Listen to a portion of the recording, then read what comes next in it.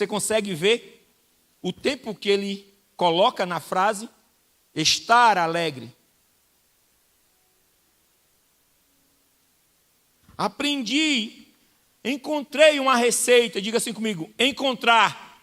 Vamos, encontrar a receita para ser bem-aventurado. Continuando, ele diz assim: para estar alegre, com fome. Sai daqui. Mosquito aqui, cara. Querendo atrapalhar. Já atrapalhou, né?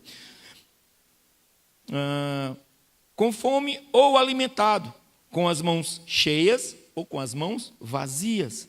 Onde estiver e com quem tiver, posso fazer qualquer coisa no meio daquele que faz de mim o que sou. Eu achei lindo essa interpretação.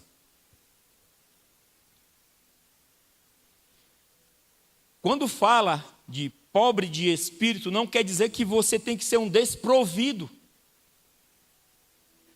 Não quer dizer que você não tem que ter nada. Não quer dizer que você tem que viver. Como é que fala o gaúcho aqui? Viver na... levando. Não é tunda? Viver na peleia. A peleia, né? Viver na peleia, né? Assim, né, que diz? Viver na peleia. Viver no vale. Viver na luta. E aí, irmão, como é que tá? Ah, irmão, a luta é grande. E aí, Vasco, como é que você tá? Só Jesus na causa. Né? Já imaginou se Paulo falasse isso? Ah, só Jesus na causa, irmão. Ó, esperando aqui as ofertas, a oportunidade para os irmãos me honrar, mas eles não estão me honrando. Deixei palavra lá na igreja de Filipos, lá em Corinto. Cara, na igreja de Roma, deixei tanta coisa. Estou aqui na prisão, padecendo, comendo o pão que o diabo amassou, cara. E ninguém olha para mim. Ó vida, ó céus.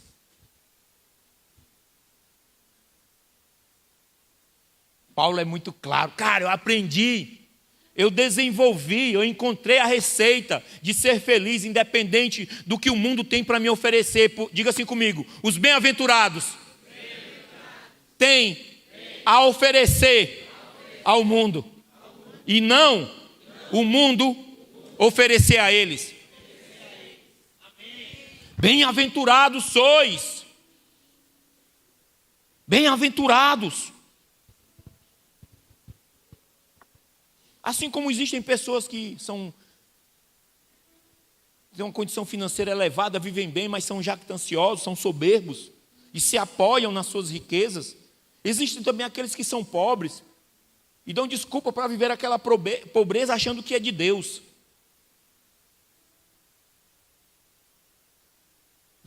Deus não tem prazer algum em ver os seus filhos viverem em escassez. Deus não tem prazer algum, eu tenho certeza disso. De que os seus filhos vivam em constantes provações. Vivem em constantes lutas.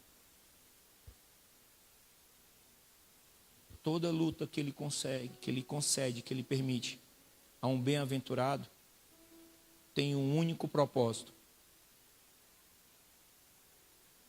fazer o bem-aventurado a ser vencedor e fortalecer o bem-aventurado. Deus nunca teve a intenção, nunca foi da vontade de Deus. Nós precisamos ter algo claro em nós. Não vai ser o atual governo, não vai ser o governo da nação que vai liberar algo melhor para nós. Cara, não vai ser um Oktoberfest que vai fazer de Igrejinha uma cidade melhor. Nunca foi, não é e nunca será. Escute o que eu estou dizendo a vocês. Nunca foi, não é e nunca será. Nessa condição que está, esse evento só serve, sabe para quê? Para roubar a atenção daquilo que Deus tem para fazer nessa cidade, nessa região. Eu falo isso com grande propriedade. Se você tiver dúvida, depois me procura que eu vou te explicar. Eu tenho estudos, eu tenho estudado sobre isso. Eu tenho analisado, eu tenho buscado em Deus. Ah, mas apoia o hospital. Tá? Bom, eu como igreja, eu acredito muito mais que nós temos a condição de fazer com que a cura seja estabelecida e não aumente apartamentos, leitos para que venham mais doentes. Eu carrego a cura, eu sou um bem-aventurado, você é um bem-aventurado, você é uma bem-aventurada, então sobre você repousa a cura do Eterno sobre você. A imunar, a glória do Senhor está em você.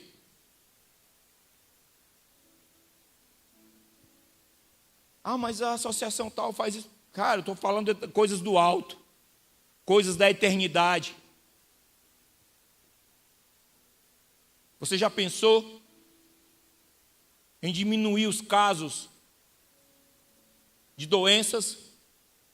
Você já pensou em diminuir os casos de orfandade? Você já pensou em diminuir os casos de crimes? Não, mas o governo tem uma estratégia. Ei, o governo pode ter uma estratégia. Diga assim comigo: os bem-aventurados têm a solução. Carregue a solução. Os bem-aventurados buscam em Deus uma solução. Eu quero solucionar esse problema, por quê? Porque eu sou um bem-aventurado, você é um bem-aventurado, você carrega algo do reino de Deus, então faça florescer o que existe do reino de Deus dentro de você. Honre o manto que você carrega. Eu não falo por raiva, eu falo por posicionamento. Eu falo por posicionamento. E eu sei do que Deus tem para esse tempo, para essa região. E eu, como bem-aventurado, você, como bem-aventurado, não podemos ficar de fora. Amém? Amém? Uau! Não estou com raiva, eu estou mais que empolgado hoje.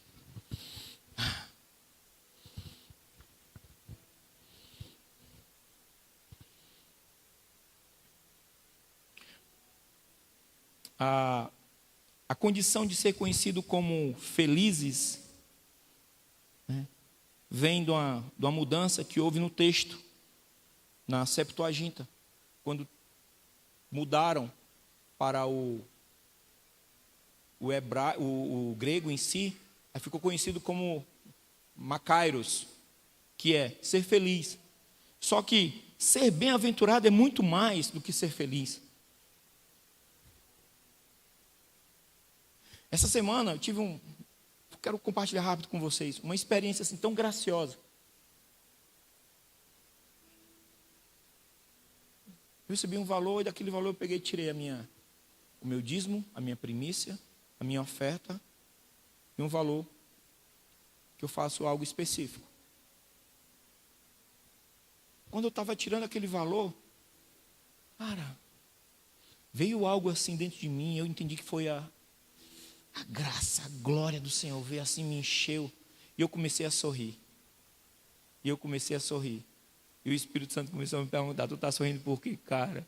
Porque eu estou tendo o privilégio de separar valores para liberar, para entregar, para subir na vida de uma pessoa que tem me abençoado. Isso você desenvolve com o tempo. E o meu desejo nessa noite é que isso não seja estranho para você, o que eu estou contando, mas que isso se torne algo habitual na sua vida. Você conversar com o Espírito Santo, você ouvir do Espírito Santo, entender o que Ele está direcionando para você nesse tempo. Os bem-aventurados, eles desenvolvem esse relacionamento com o Espírito Santo. Os bem-aventurados, eles não somente desenvolvem, mas eles têm prazer em obedecer. Os bem-aventurados, eles não só desenvolvem, mas também não somente têm o prazer, mas também têm a graça de passar a outros. Ser bem-aventurado não quer te restringir a uma condição de estar dentro da igreja, nessa estrutura. Ser bem-aventurado é te dar a condição de você fazer a diferença lá fora. É muito mais interessante fazer a diferença lá fora do que aqui dentro.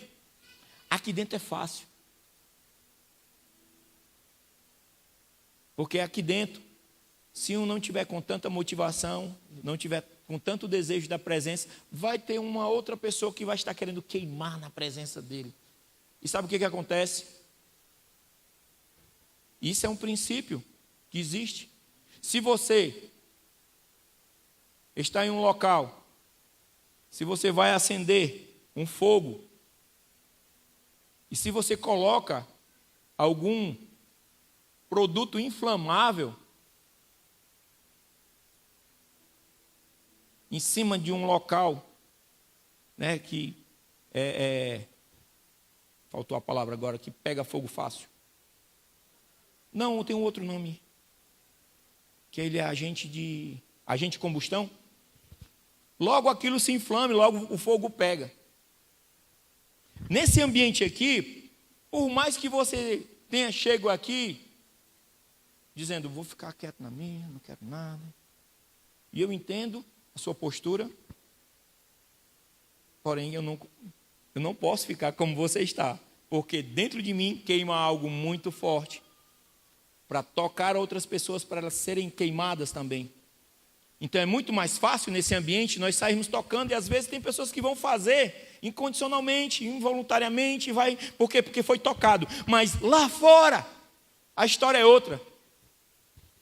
Lá fora você tem que estar apropriado do fogo da presença, da condição de ser bem-aventurado. E quando se fala sobre bem-aventurados pobres de espírito, conforme está na essência, no sentido literal da palavra, na escrita, eu quero trazer um entendimento para você nessa noite. A palavra pobreza, ela é oriunda do latim. Uma palavra chamada pauper, que vem do pau, da madeira, de um pedaço de madeira pequeno. Pau, per, pequeno. Uma madeira pequena, um pau pequeno. Tá? Referia-se quando se falava, usava esse termo, pauper, estava dizendo assim, o terreno, o pedaço de terra que eu tenho, ele não consegue produzir para satisfazer a minha necessidade. Você está conseguindo entender o que eu estou falando? Quando Jesus falou, os pobres de espírito, ele está dizendo, dentro de você, o que você carrega é pouco para suprir a tua necessidade em mim. Você tem que vir a mim.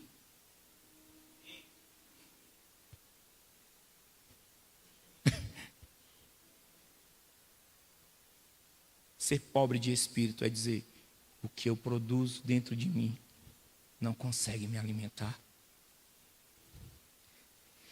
Eu preciso mais de você. Eu desejo mais de você, Jesus. Eu preciso mais da tua glória. Eu preciso mais do teu reino. Porque dentro de mim existe um local chamado pauper. Um espaço muito limitado.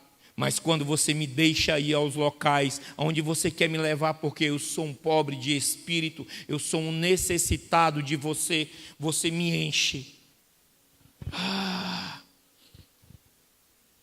É a falta de recursos necessários e essenciais para uma vida normal. Por isso que às vezes nós achamos, já fiz minha oração, fiz meu devocional de hoje, está de bom tamanho. Jura?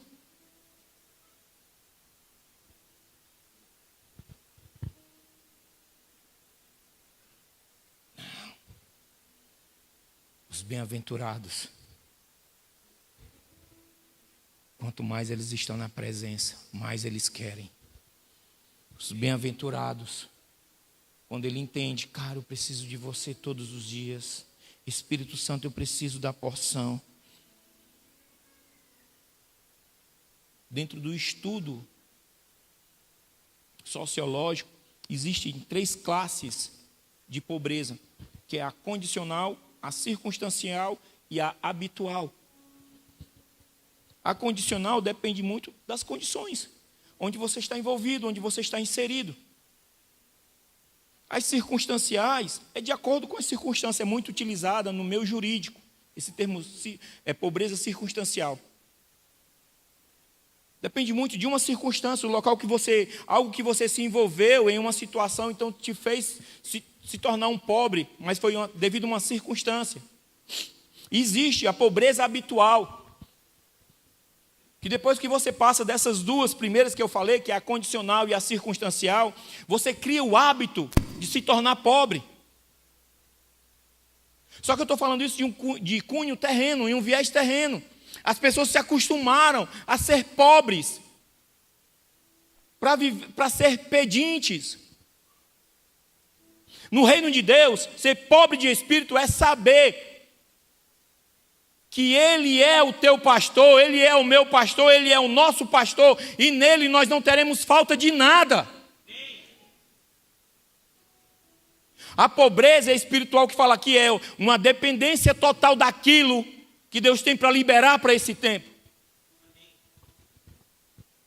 E nós precisamos entender de algo.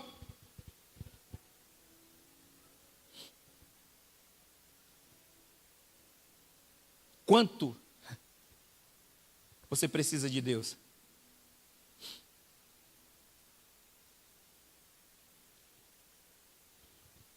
Quanto?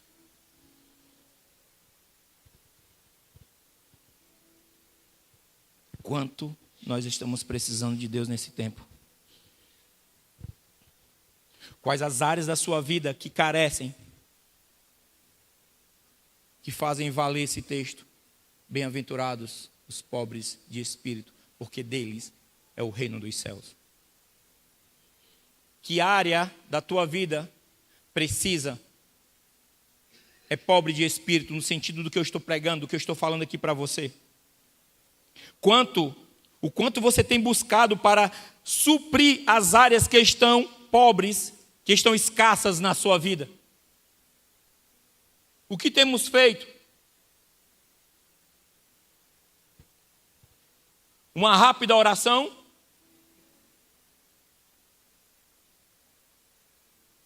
Quando eu era criança, eu me lembro muito disso. Meu pai, ele dizia, só vai comer depois que orar. Só que, família grande, né, só de irmãos, eram ao todo 12. E às vezes ainda vinha a primaiada, né? Então tinha final de semana lá que contava 25 pessoas na casa. Então, era panelão, cara, meu Deus, que tempo, Jesus. Comia sem problema, entendeu, pastor André? Comia sem problema, você comia à vontade, cara, não se preocupava com nada. Hoje não, hoje você tem que regrar. E mesmo regrando, ainda não dá conta. Aí o que a gente fazia? Eu e mais 2 primos meus, hoje eles são pastores. A gente chegava na mesa, aí a mãe olhava, vão orar? Vamos sim, mas pode colocar comigo, a gente vai orar. A gente botava aqui, aqueles pratos bem leves, né, para pré-adolescente, né? Prato, né, fundo. E passava ainda assim 1 palmo da borda do... A gente saía com um prato aqui assim, A casa era grande, então a gente ia comer na lateral, né? No pátio, assim, na lateral, a gente saía. Jesus, obrigado pela comida, nós somos gratos a Ti, em nome de Jesus, amém. Sentava e já ia comendo.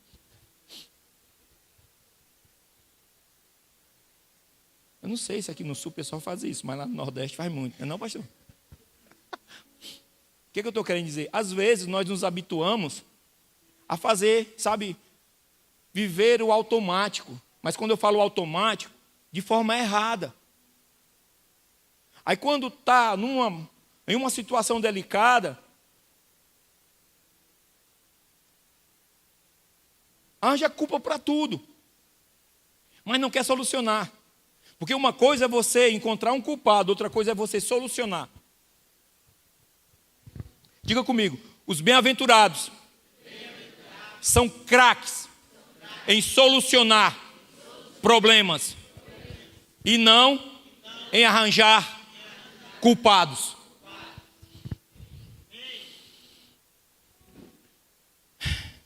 Coloca para mim Abacuque 3,17. Você sabia que tem na Bíblia Abacuque? Tem. E é conhecido. Ainda, Fernandinho canta muito isso, né? Ainda que a figueira não floresça. Ainda que a figueira não floresça, nem haja fruto na vide, o produto da oliveira minta e os campos não produzam mantimento. As ovelhas sejam arrebatadas do aprisco e nos currais não haja gado. 18. Todavia, eu me alegro no Senhor, exulto o Deus da minha salvação. Bota o outro versículo aí, se dá certo. O Senhor é o Deus, o Senhor Deus diga comigo, o Senhor Deus é a minha fortaleza e faz meus pés como os da corça e me faz andar altaneiramente. Ei, ser bem-aventurado é saber que você... Diga comigo assim, os bem-aventurados carregam a capacidade, a habilidade, o poder de dar ordem ao caos.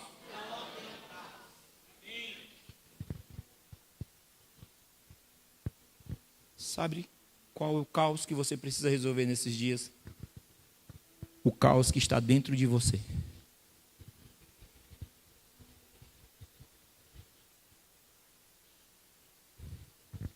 Pastor, eu estou com crise de ansiedade. Um caos foi instaurado dentro de você. Eu estou com síndrome de pânico. Um caos foi instaurado. Quase que não sabe a palavra instaurado. Eu estou com crise de depressão. Um caos foi estabelecido. Pastor, eu não sei o que fazer. Estou devendo até o gogó e não consigo, não tenho dinheiro. Um caos foi estabelecido. Diga assim, calma. Vamos, calma. Para todo caos, existe um bem-aventurado com a palavra para acabar com o caos. Você precisa crer nisso, igreja. Você precisa acreditar que sobre a sua vida você carrega palavras de vida, você carrega palavras de vitória, você carrega palavras de saúde, carrega palavras de transformação. Mas você precisa dar ordem ao caos que existe dentro de você. Romanos 11:33. E agora eu estou começando a discorrer para o final da mensagem, desse primeiro ponto, do primeiro versículo.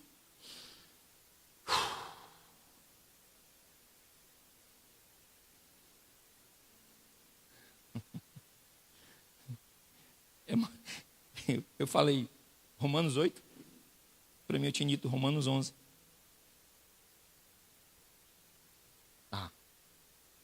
Ó profundidade da riqueza, tanto da sabedoria como do conhecimento de Deus. Quão insondáveis são os teus juízos e quão inescrutáveis são os teus caminhos. Próximo.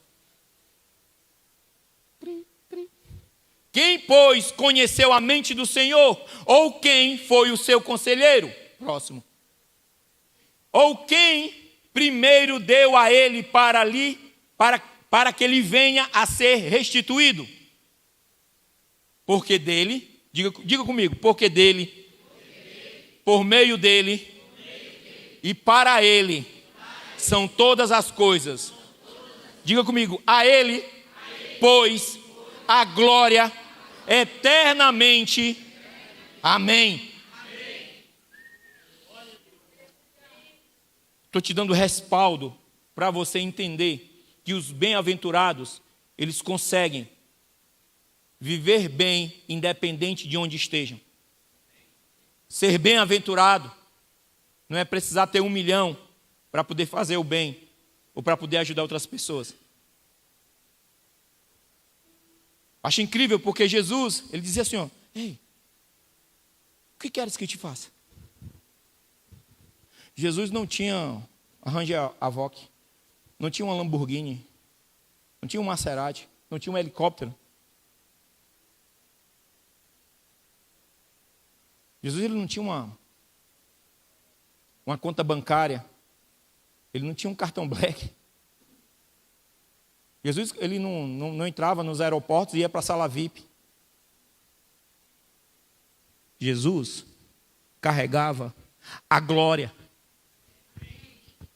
Você consegue entender como é difícil nesse ponto aqui você transicionar para você entender que você, como um bem-aventurado, a glória está contigo e você pode estabelecer coisas novas aonde você está. Porque a mente ainda está num equipamento que é da hora, que eu vou me afirmar nas pessoas.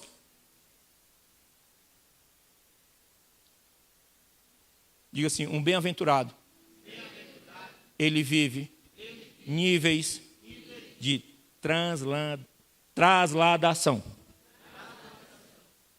Você sabe o que é isso, ser trasladado? Não vejo a hora. Acho que é uma das primeiras coisas que eu vou fazer, quando Deus me der essa oportunidade, eu vou lá no Ceará, cara. Pum.